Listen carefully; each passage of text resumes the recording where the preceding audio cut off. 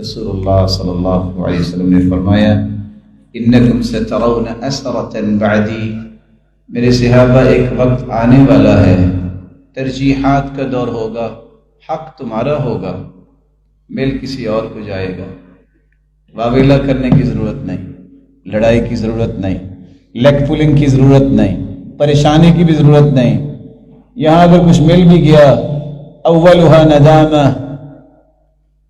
واوسطها ملامہ وآخرها خزي، دنیا میں اگر کوئی عہدہ مل جائے گا تو سب سے پہلی ندامت اور شرمندگی ہے، نہ پورے کام ہونے، خود مانگ کے لوگے وکلت الی،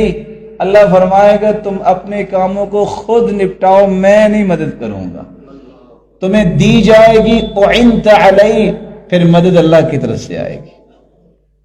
نہیں ملا شور شرابہ نہ کرو،